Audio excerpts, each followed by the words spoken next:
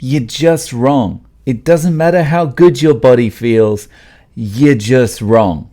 Today, I'm reacting to a nutrition guru that implies that everyone that doesn't follow his train of thought is ignorant.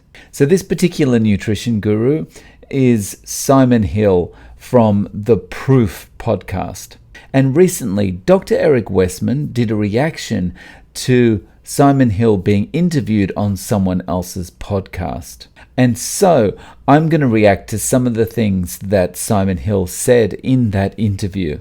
Just before we get started, I'm almost at 700 interviews and I would love you to be a part of it. So if you'd like to come on and share your carnivore story, I would absolutely love that. Please shoot me an email at realzerocarb@gmail.com and I'll get in contact with you. We'll find a time that works for you and we'll have a chat. So let's find out what Simon Hill thinks you've got no idea about when it comes to the way your body responds to the nutrition that you're putting into it. I think we first need to acknowledge that the online space and the views that we see, the whole slew of extreme views we see, are not representative of the typical views held by academics.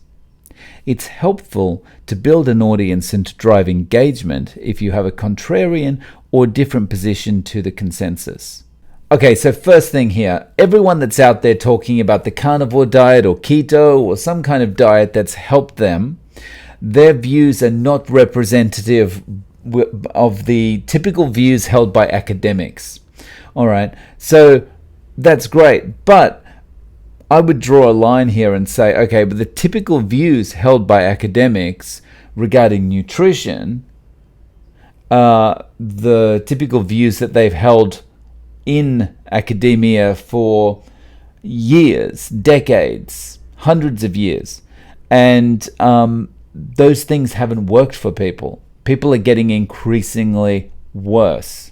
In the last 30, 40, 50 years, the numbers are inversely related. So you've got saturated fat and meat consumption decreasing, and you've got chronic diseases like diabetes increasing. But academics would say that we're doing better, right? Because we're eating less saturated fat, we're eating less meat, less animal products. But look what's happening. And the second part of this is we can drive engagement, whether it's to our X or to our Facebook or to our YouTube or something like that, by having a contrarian or different position to the consensus. And that's true because, people are always suspicious of, the edicts from the government or from academia and things like that, and probably even more so now than they ever have been. So, yeah, you can drive engagement, but this discussion that Simon Hill had was specifically related to people who advocated a plant-based diet versus a carnivore diet, right? So the context here is important, and the context he's saying is, okay, well, if you're promoting a carnivore diet, then you're going to be able to drive more engagement because it's a very contrarian, different position to the consensus. But the thing that he fails to take into account is one of the reasons you can drive engagement really easily, and of course there is the contrarian aspect, is that it works, is that people can see it works. People can feel it working when they try it themselves. When someone goes to a video and they watch a video and someone's talking about the latest remedy and they're saying, well, if you just drop, 3 drops of tea tree oil on your forehead, then you're going to lose weight instantly. Don't believe anything that academia is saying.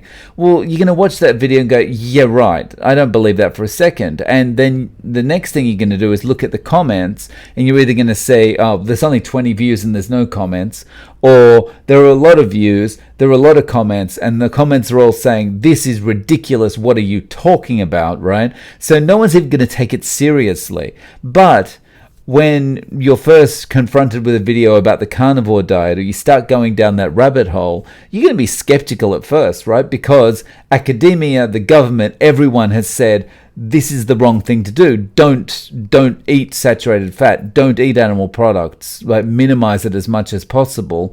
And so you're going to be skeptical when you see your first few videos, right? But then after you've watched a video, you're going to go, wow, that's interesting what that presenter just said about eating red meat. I wonder what the YouTube community thinks about this. So you go down to the comments and you have a look and you realize, wow, thousands and thousands of likes and views on this video, and what everyone is saying the same thing. I tried this for 90 days and I've never felt better in my life. I've tried this for 120 days and got rid of all these conditions, right? So it's like, yeah, it's a contrarian position to the mainstream, but it's a contrarian position that people adopt easily because it works. It's very simple. Okay, so to continue. To presume that the science is not settled, that the science is confused. Look at all these people with completely contradictory viewpoints. But we need to recognize that, firstly, a lot of these viewpoints that we're seeing on social media, that we're exposed to, are not coming from domain-specific experts. So there's a couple of things here. Just remember the context, right? This interview has been set up as basically plant-based versus carnivore, and why there's so much wrangling online. All right. So if you're talking about domain-specific experts as people in academia, yeah, majority of people that are out there on YouTube, on Twitter, on Instagram, Facebook, wherever, talking about the carnivore diet, I mean, even talking about a plant-based or vegan diet, most of them are not domain-specific experts. Most of them are not from academia. Most of them are not doctors. Most of them are not nutritionists.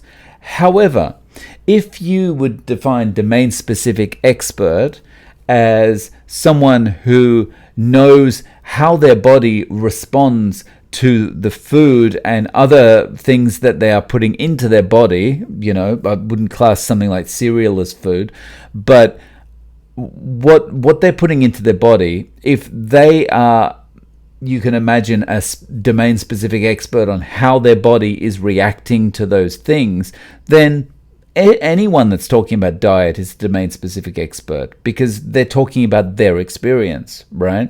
I'm not out there talking about how this is a diet that you must do, right? I'm talking about, this is what worked for me. And, you know, if you're not feeling well, if you've got diseases, it might be something you want to try. And the people that come on to my channel and they talk about their experience, they're talking about their experience. It just happens that these are experiences that all kind of marry up together, and we're all kind of experiencing the same types, generally speaking, the same types of improvements, okay? So I think when we talk about domain-specific experts, really, I know what Simon Hill is referring to here, and suits his argument to treat domain-specific experts as academia. But it really depends on your perspective on this.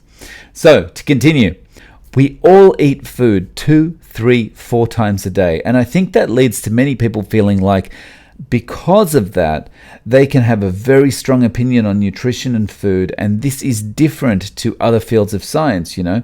If you or I wanted to learn about the stars or the galaxies or the planets, you know, we're going to want to listen to an astronomer or an astrophysicist, someone that's an actual expert in that field. Well, there's a couple of things I would say here. The first being that if you're eating 2, 3, 4 times a day, you are an expert on how you are feeling. All right. You don't know how those foods are going to be with, you know, Joe Bloggs down the street, but you certainly know how particular foodstuffs that you put into your mouth are causing your body to react, right? Because you eat lots of carbohydrates, for example, for lunch, you're going to feel really tired in the afternoon. That's just how things are, you know, and go to any office anywhere around the world, watch people go out to lunch and watch them run out of energy very quickly in the afternoon. I mean, it's pretty easy to see, right? You don't need to be an academic to work this out.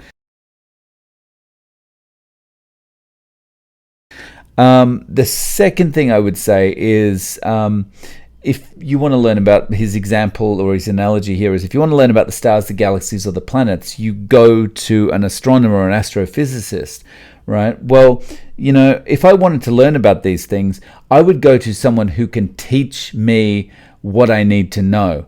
And that might not necessarily be an expert or an astrophysicist or an astronomer, right? Because someone can be very good at something, but they are an awful teacher. So there's so many people out there that think that they are so wonderful and they know everything and that therefore they can be a teacher. But it doesn't mean that at all. Just because you've got lots of knowledge doesn't mean you can be a teacher. And sometimes the best teachers are the people that can work things out and then share that information with others in a very layperson's way of talking, which often the experts can't do, because they are so close to whatever their field is, whatever they're an expert in, that they can't dumb it down because they've forgotten how difficult it was to learn in the first place. So I'm not sure that I really accept that argument that you have to go to an expert in the field all the time, right? Okay, so last quote.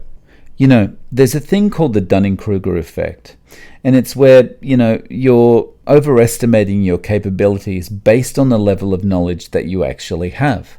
And to this statement, based on everything he says in the interview, all I can respond with is this sounds like projection. So anyway, I'd love to know what you think. I'd also recommend that you watch Dr. Eric Westman's reaction to this video. I'll leave that link in the description.